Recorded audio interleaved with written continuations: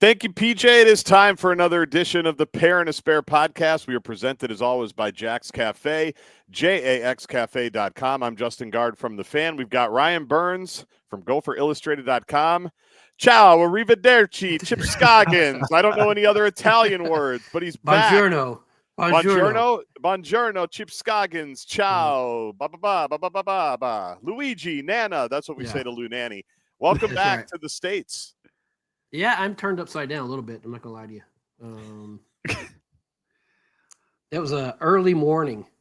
We got back not late last night, but my body clock is on Italian time right now, so I was up at 4:30, thinking I should be walking around the streets of Florence right now. Oh, that does sound nice. Instead, you're. I will say this: put it on your bucket list to take your wives, because it is a pretty magical place. So lay it out for us, Mr. Romantic. Yeah, we did. We did itinerary. We did 2 days. Flew into Rome. Did 2 days there. Did the Vatican and Basilica, which is really cool. And then the Colosseum the next day. But you sound like Robin Williams in Good Will Hunting, but it is when you look up at the Sistine Chapel when you're there. It's pretty mind blowing. But that was cool. I mean, kind of those touristy things. And then we took a train up to Florence, and we're there for 5 nights. And we like Florence better. I mean, Rome was great, but Florence is just, it's hard to even describe. It is just these beautiful buildings, but they also have like squares, town squares, but then city squares, and then they have like just little back alleys. And you can find just these small alleys where you look at it, it's like, what's this? And you go back there and you have the best restaurant you've ever had, best pasta.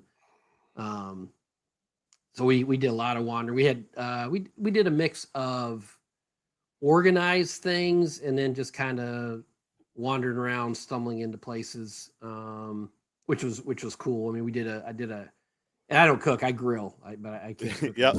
And you make crab, but you lose that sometimes in your back. We did a pasta. We did a pasta making class. Took a pasta making class, and sure enough, there's like 20 people in our group, and one of the families is a mom and dad. Their daughter is studying abroad there, and they had 2 younger sons. They were from Chaska.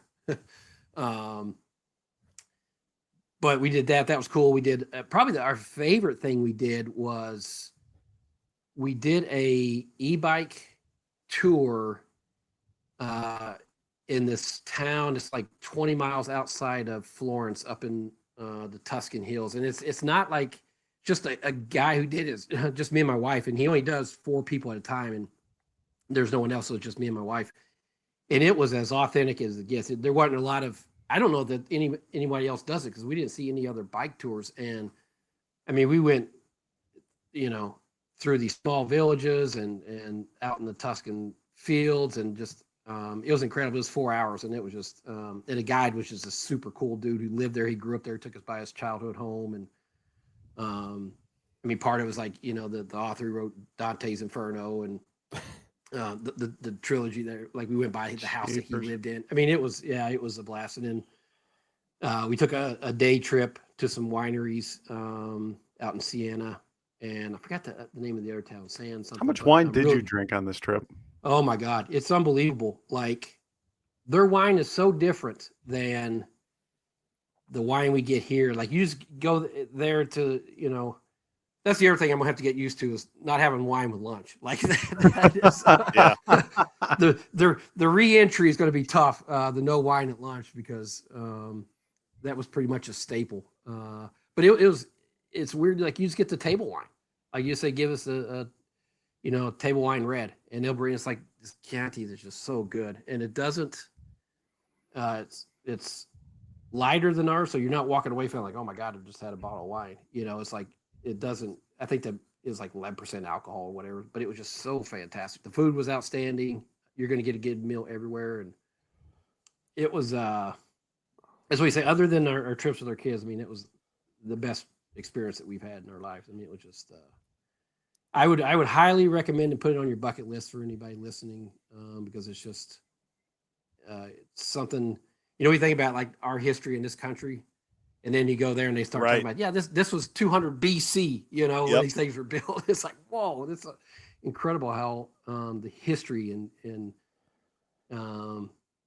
especially when you're touring the Vatican and St. Peter's Basilica, just to look up and see, these paintings and the sculptures and just the, everything, the architecture is just fascinating. So.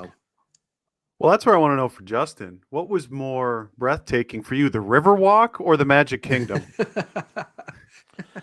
I was at both of those places, wasn't I?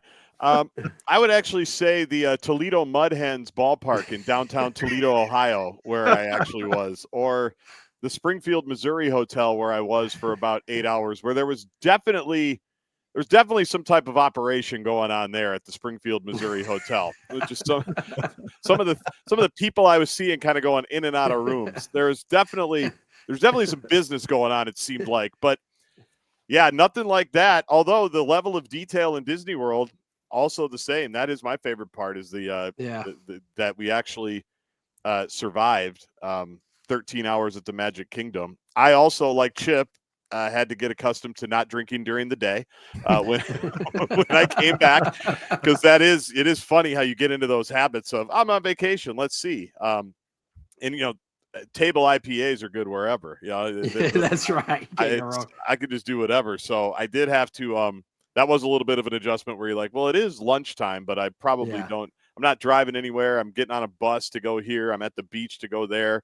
I did, and I'm mad at myself because I knew I had something I needed to pull up to show a picture of today, and I didn't do it. And now I'm going to burn it. I'm going to burn the bit because I got to go, Chip, to a place for the first time that Ryan Burns was convinced I had been to with him. Do you remember the place, Ryan Burns? Is it Whiskey Joe's? Whiskey Joe's in Tampa, right off of 60. And I took a picture of it, and I was going to pull it up, and I was going to throw it right on the screen here. My family's running in there, my kids, my wife, my mom. I'm lingering behind, and she says, what are you doing? I says, I got to take a picture for Burnsie because he's convinced that we shared rum runners here in 2019 before the Outback Bowl. And I have never been here before. I have driven by it. I drove by it a bunch. We drove by it to get to Clearwater Beach because it's right there on that State Highway 60. But we went right, Burnsie, to the family-friendly restaurant. We did not go left to the beach bar where you apparently had drinks with me. That's how drunk you were. You thought that you and I had these deep life talk conversations when I have never been there except for whatever day that was, March 31st, April 1st, whatever day before we came home. We had dinner right there, looked out at the old Tampa Bay, played on that little beach a little bit with the kids, and then went home. But I can see why you liked it so much, Burnsie, but that was, in fact, the first time that I'd ever been there. Oh, God. You have good weather? Do you have good weather down there? Perfect. I mean, too hot. 85, 90 degrees. It was too hot. But, yeah, it was. I made a trip down. After Toledo and Springfield, I made a trip down to Florida. Same day, came back to Minneapolis. Yeah. Gophers WBIT quarterfinal against Gonzaga. Knocked that out. Friday morning, went back to Florida. Couldn't go to the WBIT finals because I needed to be in San Antonio on Wednesday and for the Final Four, which I was. And I know Burnsie heard my interview with Mark Coyle, which we might talk about. Thanks for promoting it, Burnsie, on GopherIllustrated.com. I got you. But at one point, because of a funeral I had to go to for my uncle who passed away, from Toledo to Springfield, I was in 7 states in 2 days. That's insane. Now, I'm cheating a little bit because you drive from Detroit to get to Toledo, the Detroit airport. Yeah. So it's Ohio in the morning, Ohio to Michigan to Minneapolis to Iowa to the Sioux Falls airport, which is lovely. Connect in Denver, get to Springfield, Missouri, then come back home. That was my Friday to Saturday to Sunday. That was a little dicey, even for me. Yeah. Did you ever have that? I used to have this when I covered the Wild, when I was the beat guy. Those moments where you wake up, you're like, I cannot even remember what state I'm in, where I'm at. Like, I would have those, like, if you did a back-to-back, and you're like, yeah. All right, am I in, like, that first time you wake up, you're like, am I in Buffalo or am I in Detroit? I can't remember which one. Yeah, it wasn't so much that as much as I wake up panicked that I've overslept, because usually my kids or our new puppy, which is a whole nother podcast. Puppy. Yeah, a whole other podcast. Usually they wake us up. So like when I'm leaving for first thing in the morning on Saturday morning to get out of Texas, like you wake up and I'm panicked that I've overslept. Yeah. And it's just that I've actually woken up before my even alarm. So that's where I panic on the road. Yeah. I usually can figure out where I am, but that 3 weeks was pretty choppy even for me. Even to come back from Florida and go right to San Antonio and then be there for a couple of days. Yeah, even for me, that was something. So now I don't know when my next trip is, which is an unsettling situation for me. I guess it's Big Ten football media days in July when we all go to Burnsie and I will go to Vegas, and Chip will be texting Chip from somewhere on the strip. Yeah. All right. Well, should we move on from our travels? I'm sure everybody's locked in on our itinerary. Go to Italy, like Chip said. Go to the Magic Kingdom, like I said. Very fun, very good. But we're back, and we got a big event on Saturday that we got to remind people of. If you haven't bought tickets, and thank you to everyone that has. I, for one, am pleasantly surprised how many of you are showing up. Yep. I had little faith in our podcast audience. I'm just going to be honest. But we're very excited on April 12th. If you're listening to this Saturday, and we've seen all of us have posted about it. Dinkytown Athletes has posted about it. We're doing a little bit of a fundraiser, but certainly just a gathering of fellowship, as Mike Grimm would like to say, on Saturday at Jax Cafe. A little pair and a spare roundtable, for lack of a better term, social hour. There's going to be some dinner involved. There's silent auction stuff involved. And Burnsie, why don't you tell the audience, besides the three of us, which what a draw. Well, I mean, that's yeah. If you need anything else after that, and thank you to all those that already have bought tickets, even though it is the three of us and Derek and Robert and everybody from DTA. Who else will be there at Jax Cafe on Saturday? There will be no grin wider in the entire room when it's 6 p.m. The boy wonder from Esco himself, Koi Perich, will be attending the Pair and a Spare event here at Jax Cafe. Chip, are you going to hog all 45 minutes with him? Is it going to be just 43? Are you going to express your deep and abundant love? How is this going to go for you? Yeah, I'm happy, and I don't know if surprised, but to get Koi Perich to come to a Pair and a Spare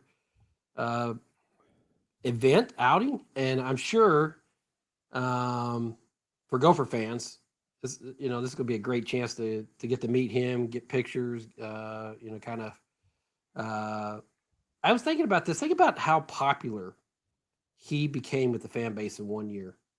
He was popular before he came here. Before he came, because of all the hype and everything. Yep. But then to exceed the hype, right? And I say from day one, right? You go back to, I've been saying from day one, you put him on the field and wherever. We can talk about it. I was trying to play catch up here. I didn't read anything over when I was in Italy, but I saw he's wearing the half jersey, and we're going to see him on offense. We'll talk about that. Really cool deal that Derek and Rob were able to get him through Dinkytown Athletes to show up and make an appearance here. So that is that what do you call it with Barrero? Stamp of approval? Is that what it is? Seal of approval. Seal of approval. Yeah, that's what it feels like for us, for the Pair and Spare podcast. I think it's probably Burnsie because he worked with I would say Derek and Rob, right? They get the seal of approval. No, it is cool. It's awesome. I was because I knew some players were coming, and some other players are coming as well. Jaxon Howard, right, is coming as well. Burnsie, that's also great. Mm-hmm. And so it'll be cool. I mean, what a cool opportunity just to hang out at Jax with these guys for a while. I mean, that's what part of the attraction of Dinkytown Athletes, right? The collective is, the Gopher athletes, like a lot of them, like a lot of schools. They get it. They understand. The fans are a big part of this deal. These are people that are supporting them, and they want to, pay it forward and pay it back. And so that's going to be great. That's going to be very cool. So bring stuff you want to get signed. Obviously you got your phone, take pictures, like the whole bit. It's going to be cool. So I'm really looking forward to seeing everybody Saturday at Jax. If you want to get in, you want to buy tickets, it starts at 6:00. It's on the Pair and a Spare social media channels. Burnsie, you and I will be tweeting about it again the next couple of days just to remind people about it. But this has worked out really well. I know Bill at Jax is very pleased with it. And this whole thing was kind of his idea, right? So if you've never been to Jax, this is another great opportunity to just check it out. And you'll see what we've been telling you for 3 years, that it's just an awesome place to go hang out. And by the way, it starts at 6. Go to the bar at 5. Go to the bar at 5 and go hang out and watch TV. I have a birthday party for a friend of mine. I might be, taking a Lyft or a Carry limo, to use another one of my sponsors, down there a little bit earlier and just hanging out at the bar for a little while. But it's a great place to you don't have to wait for us to get there. Go there early and have a couple of drinks beforehand. It'll be great.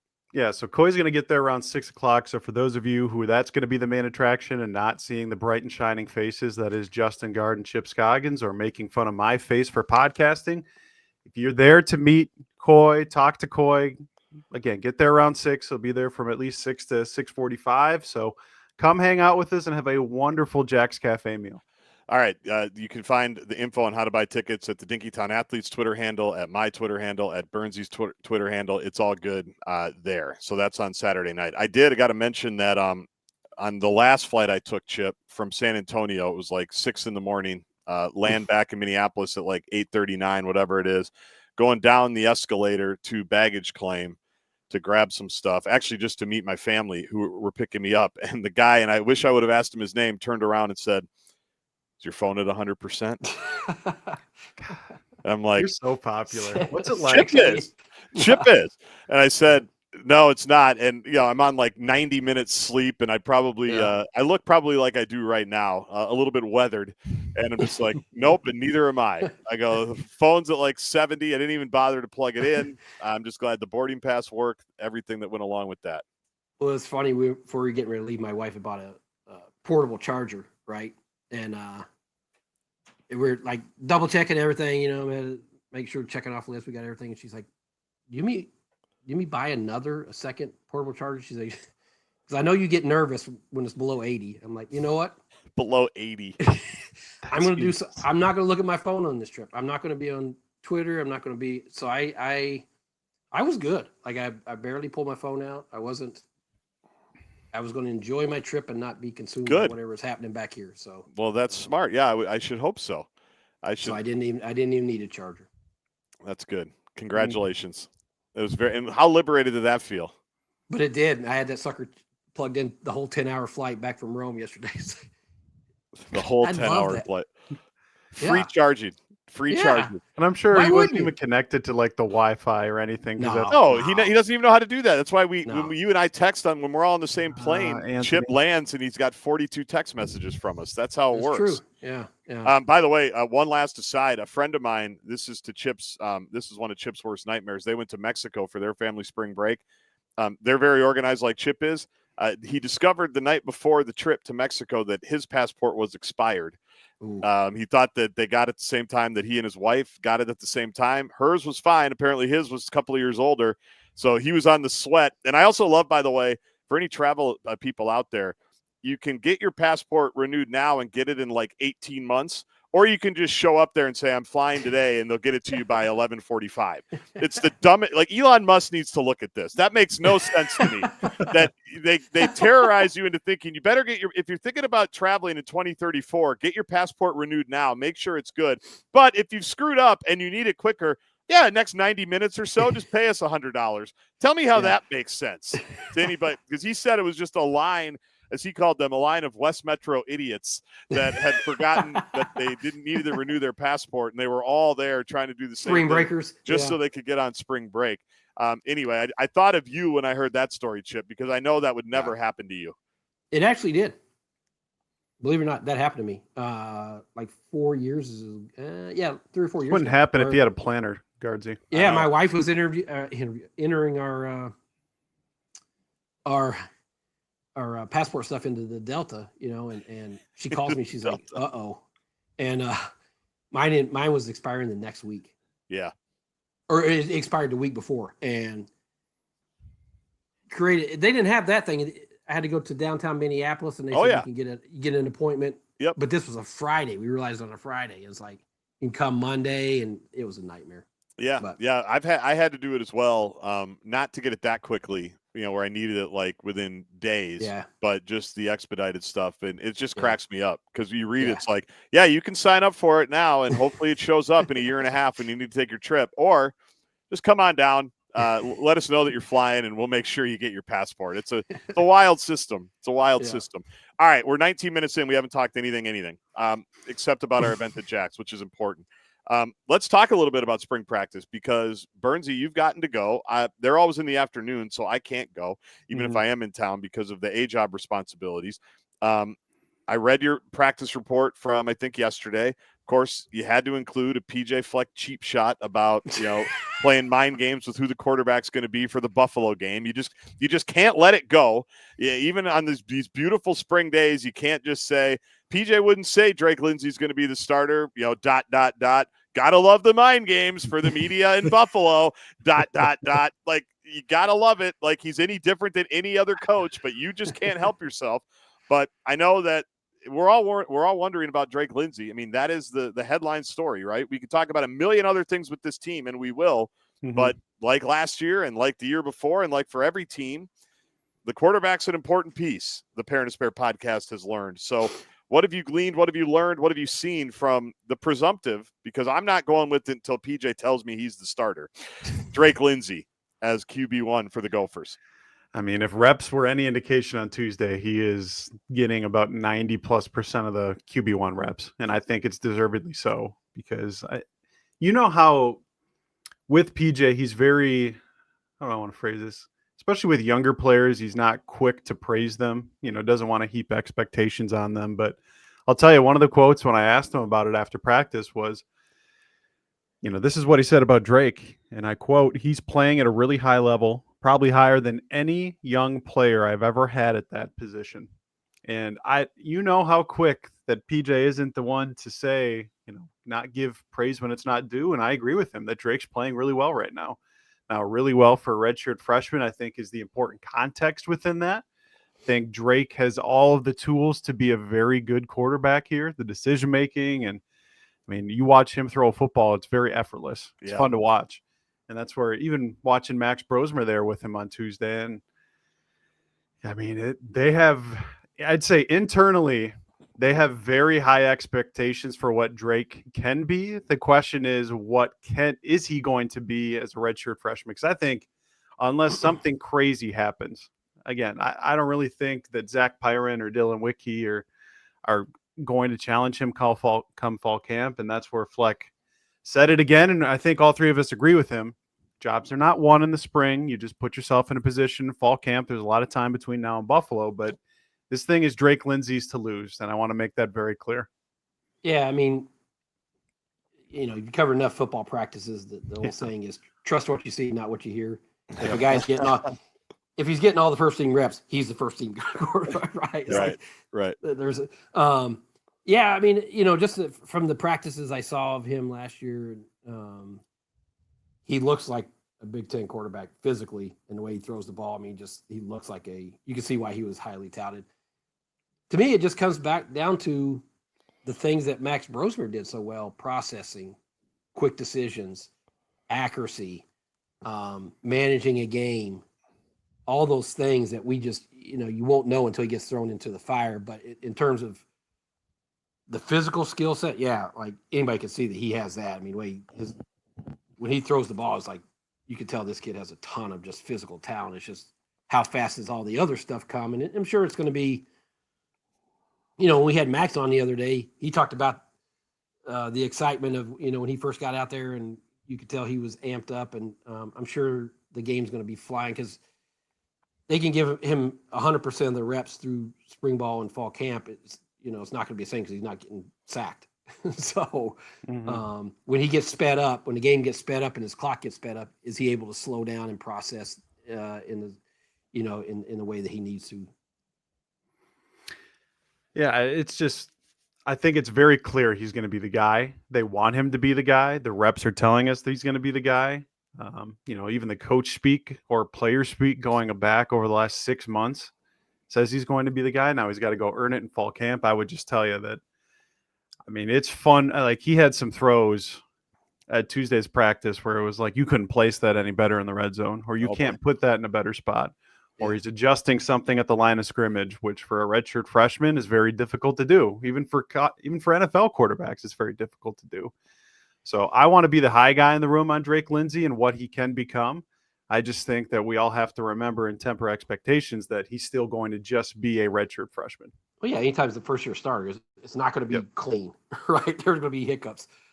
I'm curious to see, Burnsie, how do you think Harbaugh will handle him in terms of what he gives him, in terms of what he could give Brosmer, in terms of responsibility and just, what was it the Penn State game where he talked about we had a million checks that week? Checks. Yeah. I can't imagine it's going to be like, maybe it is. I don't know, but I'm just kind of curious to see how he handled, because you're going from a guy who has a ton of experience to a first-year starter, even though Max his experience was at a different level. Well, that's one of the things I think that both Greg and Drake are trying to find out this spring is Greg is putting a lot on his plate in terms of what can he handle. Let's start to figure it out. All right, pause right there because I would just want to bet with myself. Can everybody see the word that I just wrote here on YouTube? Plate. I just when I saw Chip's question, I said, "Will Burnsie say plate?"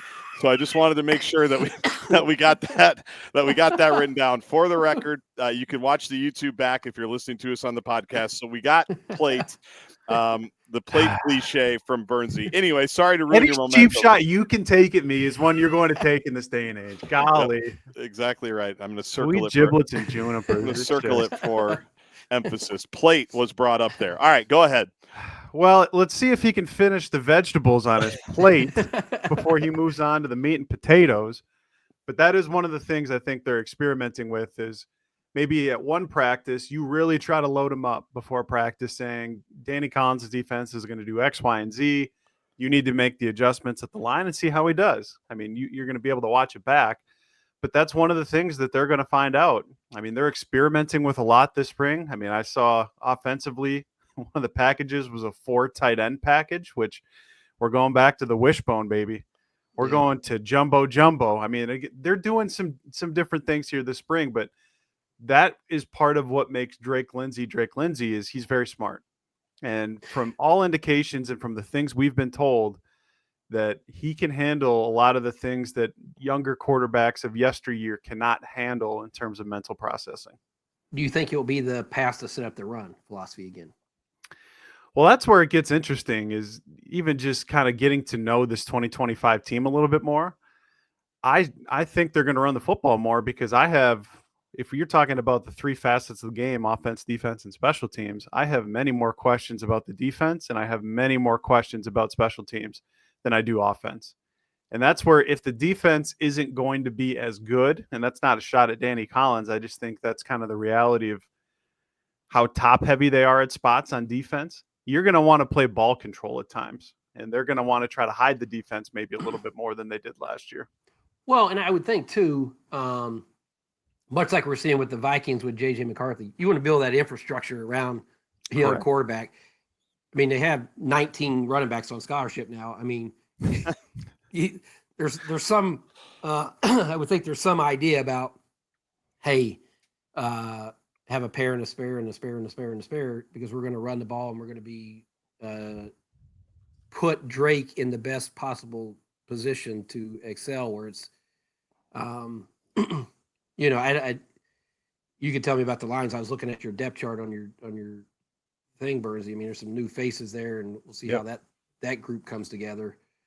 But that's the key to it, right? I mean, you look at what the Vikings did. They went out and got free agents. I mean, you look at what these guys are doing. They have some new guys on their offensive line. How good is that unit going to be so that Drake is, gives him the best opportunity to play well? I mean, that's one of the questions I'm trying to figure out myself because you got 5 brand new bodies up there with Greg Johnson moving to guard. You have Ashton Beers now at center, and then you got likely 3 transfers filling in at right tackle, right guard, and we'll see who wins left tackle between Khalid Tafai and Nathan Roy, the highly touted kid from Wisconsin. Right. I think they're more athletic than they were last year up front because I think they were limited athletically, and that's even with the top 60 draft pick at left tackle. So I think that's going to be one of the things you're going to see Harbaugh kind of go to more, especially with A.J. Turner, who is the addition from Marshall, who is a very dynamic player, is trying to get things going east-west a little bit more in that outside zone because they're more athletic and they can cover more ground. Now, is that going to mean their running game's more consistent? I have no idea at this stage. I tell you, they're trying a lot of different things here this spring with the run game that we didn't see last year with, maybe some more pulling, some more zones, some more just different formations, trying to figure out what is this 2025 offense good at. because we know what they weren't good at in 24, which is a consistent run game and some different things they tried there. So I'll give Harbaugh credit. But the 2 practices I've been at, which again is only 2 of I think 10 now. I mean, I've seen different things in the run game that they're trying, which tells me they know and are acknowledging it was an issue last year. It was interesting reading your the depth chart, and this is nothing breaking news, but in the world of the portal, it's like there's a lot of new faces, a lot of new names to learn on this team. I'm like, who's? I don't even know this team. I mean, that's how college sports are. I mean, they change pretty fundamentally from one season to the next. But if for me, I'm not in the day-to-day ingrained as you are, Burnsie, and I looked at it, I was like, oh my gosh, this team, it's not a complete page turner because you have, Darius Taylor and Koi and some familiar names, they're stars, but the 2 deep, there's a lot of new faces on there. Yeah, especially defensively. You're always looking at your roster because you're looking at that corner out there, number 5, and you're like, nope, that's not Justin Wally. Right. Yeah, there's a lot of new faces, and it's for, especially for someone like Danny Collins, where you lose Cody Lindenberg, you lose Justin Wally, you lose Jod Joyner, Danny Strigout. I mean, you're replacing some long-time starters, and you're seeing them try a lot of different things, and that's where, as much as we heard last year about the word versatility, which is one that you should have written down there, Gaardsy, if you knew I was going to be talking about the defense. It's not as good. They are leaning into it even more. When we talked to Danny, when we talked to Fleck on Tuesday, is trying to get everybody, all of their best players on the field. And one example would be, so say the boy wonder from Esco, Koi Perich, but then you also have to figure out a way to get Kerry Brown and Aiden Gooseby on the field. So I think you'll see Koi potentially playing in the slot at times. You'll see Kerry in the slot at times. You'll see them do some different things, because that's the goal at the end of the day, is try to get your best 11 players onto the field. And they have some questions, I would say, a corner yet, where I've never seen, and this is going to be my 15th year. This is year 15 for us, right? I think so. Yeah. Like, I can't remember a spring practice. Now, again, my memory isn't what it used to be at my age, where I've seen so many different corner combinations, because you lost Ethan Robinson, you lost Justin Wally, and they're trying to figure it out there. I mean, I've seen 7 different corners, I would say, playing with the ones. So they're experimenting quite a bit there, as that is a very inexperienced position. Well, you think because there's another round of portal, right? You think we'll see some additions through once you get through spring ball and figure out what they need and where they're short at positions? Yeah, I mean, we'll talk about it here a little bit when we get to the house stuff, because that's there. I would tell you from talking with some people over there on Tuesday when I was there, they want to know if the 105 is going to be a thing. But if I was the University of Minnesota, and they don't listen to me, and they'll tell you they don't listen to me, I would add another defensive tackle, and I would add another rush end. I think that would be the 2 clear priorities for me, which with whatever NIL rev share budget I have left, if I'm them, and then figure it out from there. But I would attack things on the defensive line a little bit more. Go ahead, Chipper. No, I can tell you got one more quizzical thing. Well, you mentioned that, and we could get into the house. Mm-hmm. The roster limits is not a done deal thing.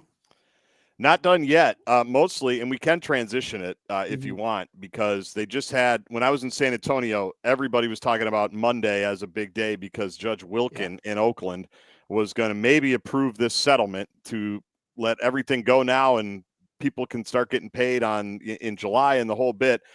She wants to approve it. She says, I think it's a very good settlement, and I think come this Monday, everybody's reconvening again with maybe some amendments, maybe a couple of tweaks. This might be something that we talk about on Saturday at the Parent and Spare event in Jax. But one of the things she's concerned about or wants to see more thought put into is the roster limits that we're talking about, the 105 roster limits. And I'm trying my best to understand it. Burnsie, you might understand it better than me. Let's just keep it to football. The roster limit is 105. That's the proposal. That's the proposal. And you can fully fund that with scholarships. Every sport under this proposed settlement has a roster limit. They used to have scholarship limits that were all, Title IX related too, where if you had to have equal amount of scholarships for men and women.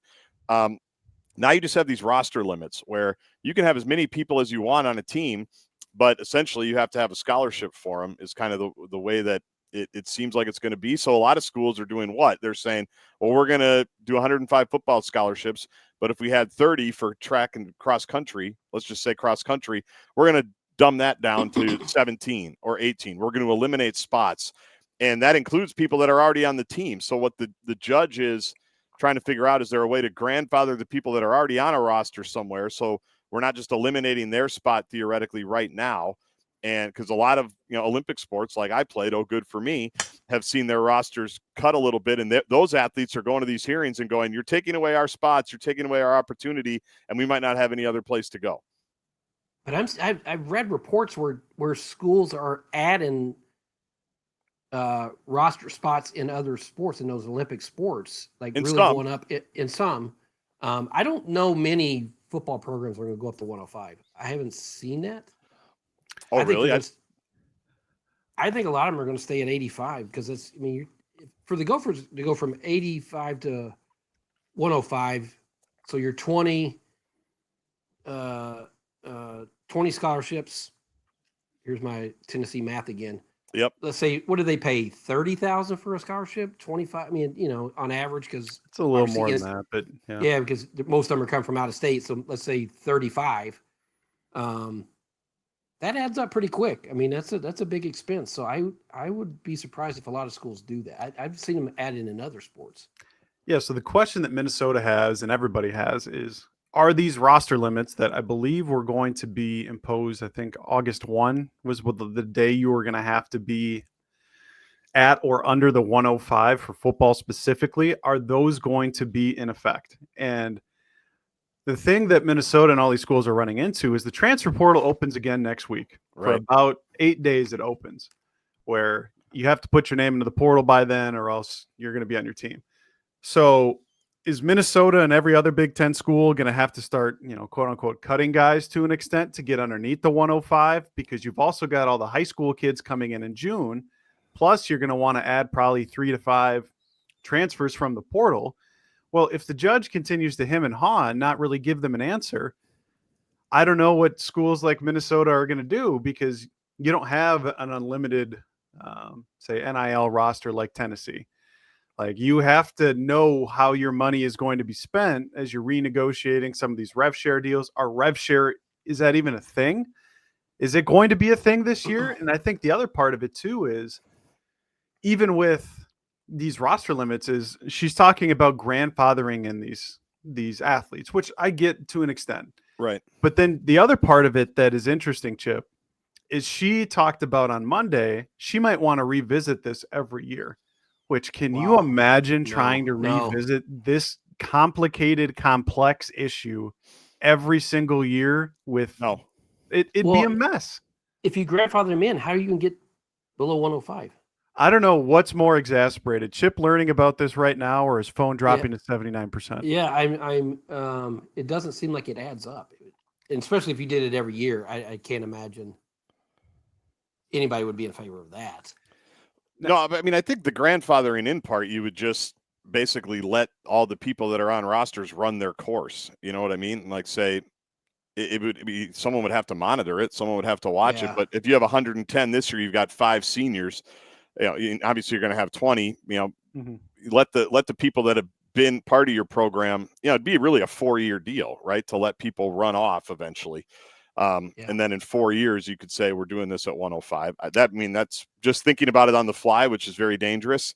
I'm probably missing something and forgetting something, but I think there's a way theoretically they could figure it out. But do they want to?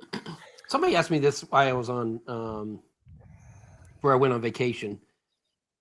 Who is the NCAA? So each school will let's assume it goes through the rev share, $20.5 million. Who's going to make sure everybody's staying at $20.5 million?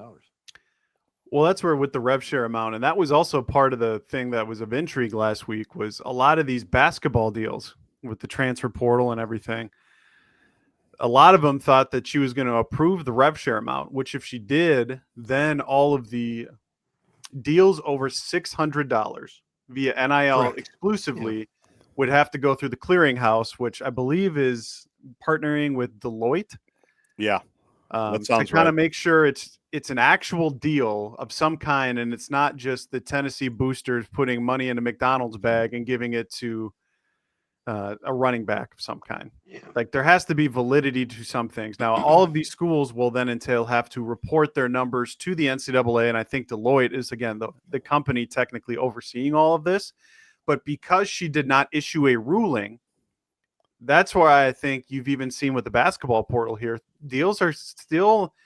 I mean, some schools. I mean, Minnesota here. What do they have? 4 transfers now. I think it's 4. Yeah, after But yesterday. I would tell you, like the high money guys in the portal, the guys that outside of say Kyan Evans, who got life-changing money to go to North Carolina, which good for him.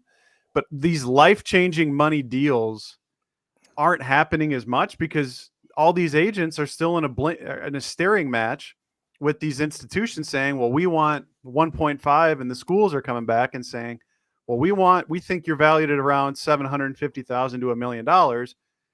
Well, until both sides are incentivized to move, knowing that, say on Monday when the judge issues the ruling, saying, okay, well, when this thing comes down on Thursday, then every deal is going to be over $600 is going to be essentially scrutinized. I mean, there's not a lot of incentive right now, but I would tell you, especially with the football portal kicking off next week, there are so many schools waiting to see if she's going to approve this, because then rev share gets put into place. Then they know if they have roster limits or not. I mean, there's a lot of ambiguity about this. I just think as much as it is the grandfathering in the 105, which sure, it's just going to sound very like Polad pocket protector-esque, which I'm certainly not one of those people. I would say for these kids saying I won't have a spot there, I mean, sure, but you can just go to the Northern Sun, or you can just go to the Missouri Valley for a school like Minnesota. You don't think the Dakotas would love to have Gopher athletes, or Augustana, St. Cloud, Minnesota, Duluth, Mankato? I mean, that's where there will be a trickle-down effect from Big Ten caliber athletes, or the guys that maybe aren't Big Ten caliber athletes. Well, guess what? They get to go to the Northern Sun or the Missouri Valley, and then, or even down to the MIAC and places. And they can always come back. Go earn it back after you go have a D2 All-American season. Well, to your point about the kind of waiting it, well, until you know the rules of engagement, it's hard to really do anything concrete, right? Because you're not going to commit to anything that you don't know what you're committing to. But to the second point, I've talked to a number of coaches here in the state at the Division II, Division III level, and they absolutely think there's going to be a trickle down effect because of the roster limits. And they're like, guys that were on Big Ten rosters are now going to be playing for us, and they think that their quality of caliber of player that they're going to be able to get is going to increase too. And and you look at the Northern Sun, that's really good football. I mean, you go watch it's really good basketball. Good basketball. I mean, particularly, you go look at some of the numbers like the quarterbacks are putting up in that league. Yep. There are guys playing that league that could be Division I for sure. Yeah, and I would say I hope it does get some trickle down, because everything else recently has been trickle up for these lower level programs, mid-major Division I. I mean, talking to coaches again in San Antonio, you talk to a guy that's working at a low major, tells me about the freshman that he recruited that nobody wanted. He comes in, the guy averages 19 points a game in his league as a freshman. He's like, he's not here anymore. That's trickling up. So it'd be nice if something kind of trickled down, because we've said a million times, you need all these programs. If you want to have leagues and tournaments and things like that, I'd be fine if some things actually worked to the advantage of other opportunities where you're not dealing with the 1% of 1%, life-changing money type deals, where it is, because I still am, believe it or not, a romantic about the college sport experience. Are you? Yes, I still think. Why do you hate Williams Arena? We're not talking about Williams Arena today. We're not going there. We've only got like 15 minutes left. We're not going to derail Williams Arena. Yeah. But I know a lot of basketball coaches were talking about what you were talking about, Burnsie, the clearinghouse deal, and everything's going to be scrutinized. And a lot of big name basketball coaches were like, well, good luck. Everyone's just going to cheat now again. That's not going to happen. There's a million problems. And Mark Coyle, in my conversation with them, I brought that up. And I thought he was pretty forceful. I don't know if you heard that part, Burnsie, but he basically said, at some point, we got to try some stuff here, guys. Can we try some stuff? And try it. Yeah. And if it doesn't work, we'll change it. And that was at the end of the conversation. Because if we've learned anything the last 5 years in sports from COVID on, you can change anything you want to change. Yeah. Like you don't have to be a glacial movement anymore. If something's not working, change it the next year. Why not try to be nimble? But you do at some point have to go, here's what we're trying, and we're going to move forward with it. If it doesn't work, we'll try to change it, because they're changing so much at once. Of course, none of this is going to be perfect right out of the gate. Yeah. You know, it's funny. I've heard Cole say this a couple of times now. He mentioned it again at Nico's introductory press conference when we were talking to him. And he said, I'm almost positive he said, we're one of a handful of schools that do this. And I give Minnesota credit. You know, we've bashed the NIL and they're behind and all this, which I don't buy anymore with football, basketball. They were. You don't think they're behind in NIL and football? Yeah. No. They're not one of the big hitters, but I don't think they're like behind. Well, we're splitting hairs here. We're splitting hairs. Right. I understand what you're saying. It's not a tragic situation anymore. It's not tragic. Yeah. Okay. It can always get better. I always say it can always be. There's always be more, but I don't think it's. They kept Koi Perich and all these guys. They're not losing players like they were before. But he said that this is not getting enough attention. So I'll mention it here that he said they honor it. Like at Minnesota, they will not put out an NIL deal if they don't have the money to do it. And whereas they're not making false promises, where we've seen all these situations where kids, hey, you come here and we're going to give you $1 million, and you show up and they're not getting paid. So I think, there's something to be said about that they're honoring what they say versus just making empty sales pitches to try to get talent here. And then, hey, we'll figure it out when you get here. That's a bad way to operate.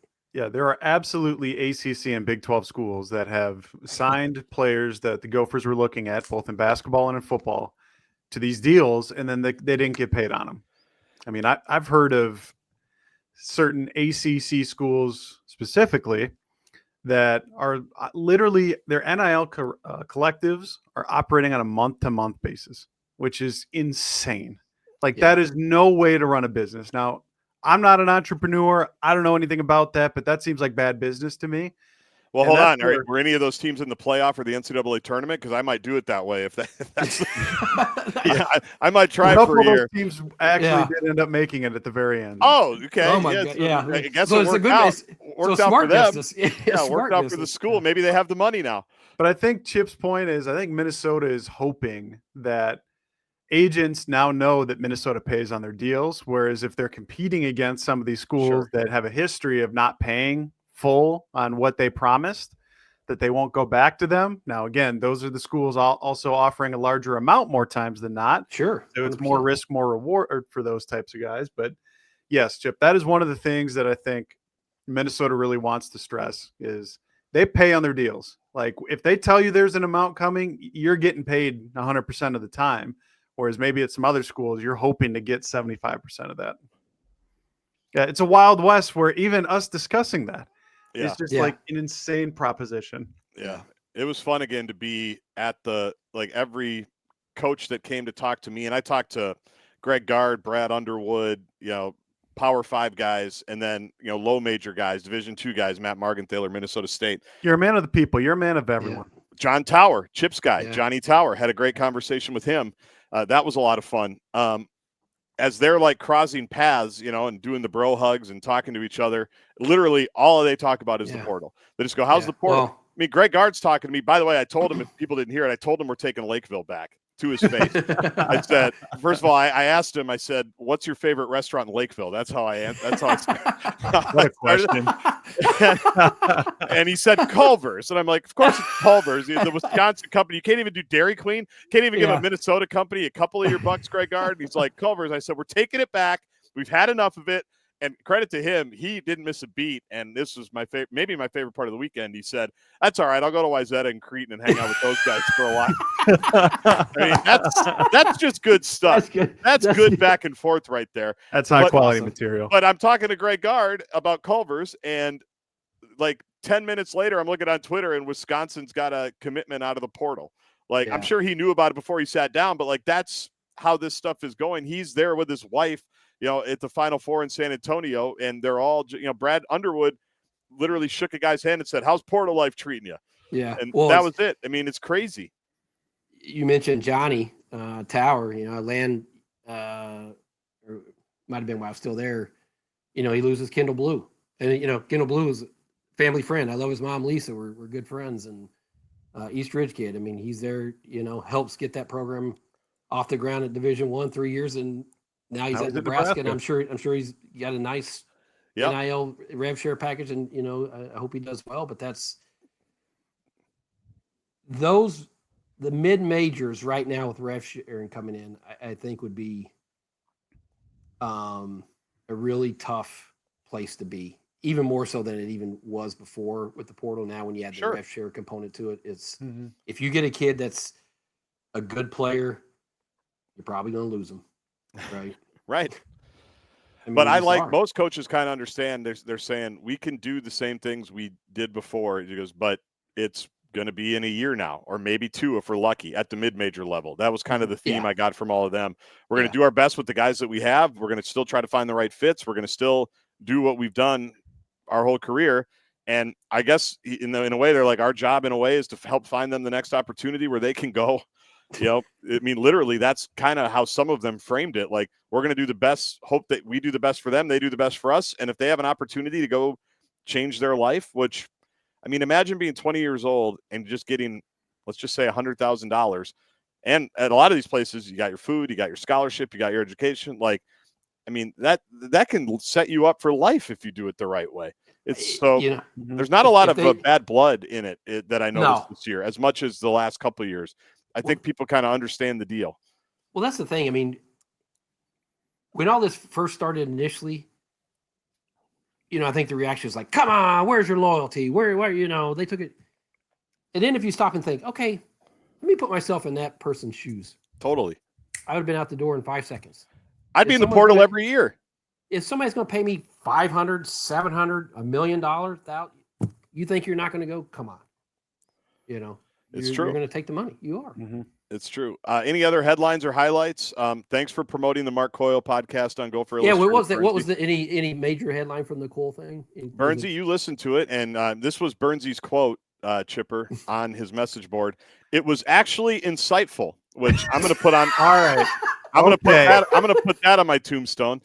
Interviews with Gaardsy. Actually gaslit into the oblivion here. It was actually insightful. Actually is such a powerful word. It is like, look, I loved it. Mark Coyle is many things, but doing public-facing interviews, especially press conferences, is tough for him because he comes off as, I think, robotic, and it seems very vanilla, and he's not always the best with his words. And that's where I'll give Gaardsy credit. And again, he actually give me credit. Actually give me credit.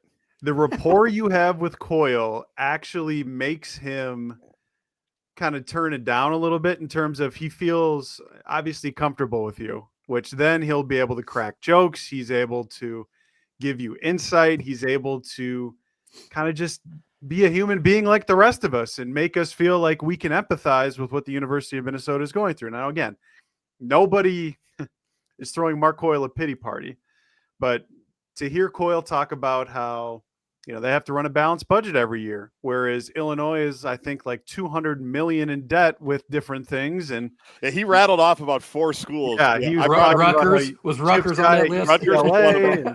Yeah, because I brought up the Ohio State thing that we talked about when Gene Smith basically said, "Oh yeah, I left the last guy $40 million in the red. We had to win football before I got it." I'm like, when you hear that, Mark, what do you say? And that's why he likes me. I brought that up. He's like, thank you for bringing that up. I think it's good we bring that up, which, by the way, is true. Like, that is who you're competing against, whether you like it or not. But, yeah, Chip, he had the receipts from about 4 or 5 other schools in the Big Ten that don't exactly have the same mandate that he's charged with. Well, he brings that up anytime. There's a mandate from the Board of Regents. You operate a balanced budget. So he's not going in debt to pay revenue share. Right. And that's where it'll be interesting to see if and when it does come out, how Minnesota is combating this, because some of it is going to be the increased media rights deal, but I don't think that they're going to be getting. Now, Chip, you can correct me if you think my sources are wrong. I mean, I've talked with some people within the athletic department here in the last month. I don't think they're anticipating more than like an $8 to $10 million boost from year over year in media rights money. Yeah, I don't think it's much north of 10 million. Burns. Well, hence why they're trying to rename Williams Arena. I mean, I think they're looking at every possible scenario. I don't think, and I could be wrong about this. I haven't done reporting. I don't think eliminating sports is going to be the way. I would agree. I don't think they want to. And you can't get yourself there that you quickly. Can't cut your way to that number. Now you're not having to cut yourself to 20 because you're getting a revenue share. But I think the Williams Arena naming rights is a sign of, hey, they got to try some different things to raise revenue. Which makes a lot of sense. Even if you can get, say, $1 million, $1.5 million a year from whoever to call it Justin Gaard's court at Williams Arena. Again, I would do it. If I won the Powerball or Mega Millions, it would be the Gaard family court at Williams Arena. I would do that. You can see my play hard power right there. And I'd bring my 97 Final Four video that you guys all saw back here. Yeah. And again, it goes back to the whole thing of making a coaching change in basketball. They could not continue to have 8,000 people at Williams Arena for basketball games. Well, they would like 8,000. I mean, some of these games are talking 5. But for the year, they averaged 8,000. That's not going to work. They need it to be at 12,000. I mean, that is a big difference financially. Like I said last time, because not just tickets sold, but signage, all those things that go into it. Mark, I mean, so that additional, say, $2.5 million, say, if you were to go from 8,000 to 12,000 consistently, would go so far for a school that, as we've spent time talking about here, has to run a balanced budget.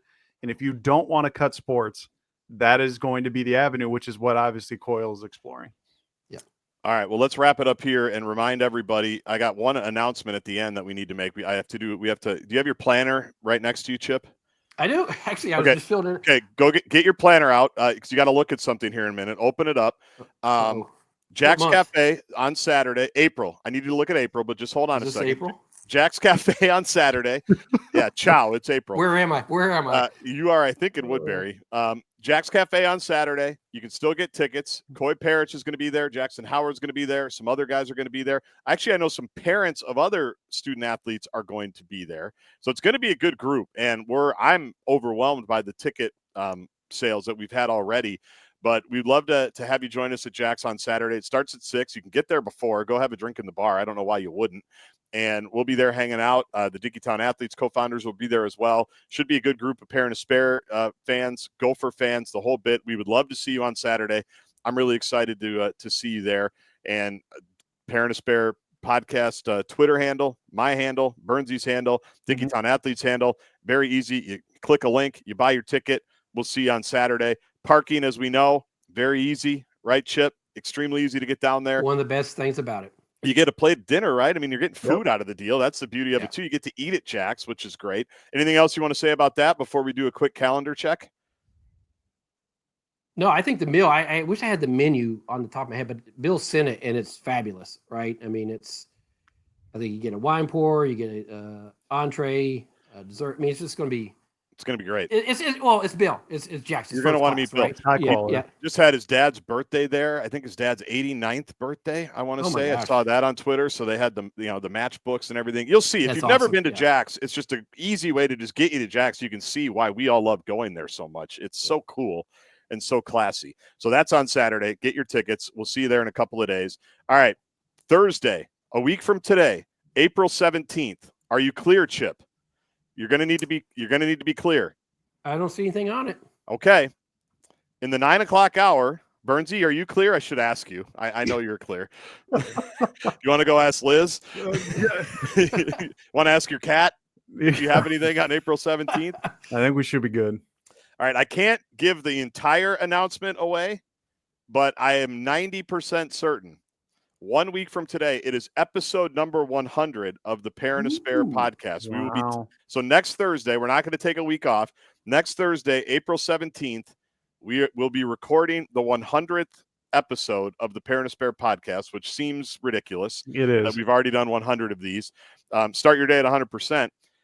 We will have an extremely special guest. I feel comfortable saying that. We will have, for episode 100, an extremely special guest. If it doesn't happen next Thursday, it's going to happen. I just want to get that in people's category. You know what? I'm just going to say it. If it doesn't happen next Thursday, it's going to happen at some point. The first voice you hear on this podcast, the head coach of Gopher football, PJ Fleck, will be joining the Pair and a Spare podcast for episode. Wow. It's for 90. What 100? It has to be Fleck, It's got to right? be somebody big, right? It's got to be the head coach. So while this episode was going on, I was kind of firming up some details there. We think it's going to be next week. If it's not, it's going to happen at some point, and we can do episode 100 whenever we want, right? It could be, we could say, we're going to wait for PJ. It's going to be June. Like, Bill might not like it, but anyway, we expect it to be next week. If it's not, because things come up, the portal's open, right, next week. So that's craziness. But the head coach will be our special guest for episode number. I assume you guys are okay with that. I kind of went rogue. On my podcast partners. I assume you're okay with the head coach, PJ Fleck. Burnsie, I'm going to let you air out all your grievances. I'm going to be the it's just going to be a back and forth between him and I know. I'm going to say, Coach, Ryan wants more availability. Coach, can Ryan watch a little bit more practice? Coach, can you just give Ryan one injury update on one of those Monday press conferences? So if you want to be a part of that, Burnsie, come on back for episode 100. But we think it's going to be next week. If it's not, he's agreed to join us. I've worked with all the proper people to do it the right way. And so I think that'll be pretty cool. Don't you guys? I'm excited. When we threw out the idea of having guests on in off season, I said, let's ask PJ. What's the worst can happen? He says no. Okay. He said yes, right? Or he is it'll get done. I don't know if it's gotten to him yet, but it's gotten done. Yeah. And it'd be awesome to have him on here and man, 100 episodes.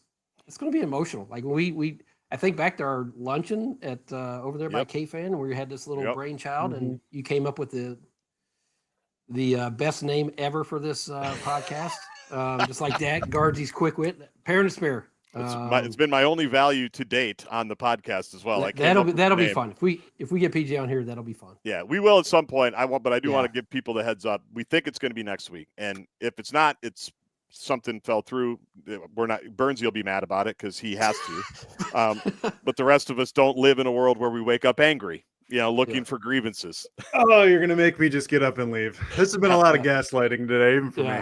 All right, we will see you, and make sure you see what's on Burnsie's plate when you go to Jax Cafe on Saturday. We'll see if Burnsie can finish everything on his plate. Thanks everybody for listening. For real, please download. Please subscribe to the YouTube channel. We're going to continue to grow this thing as well, and we hope to see all of you at Jax Cafe on Saturday night. Thanks everybody. We will see you Saturday, and we will talk to you next week, hopefully with head coach PJ Fleck on the Pair and a Spare podcast.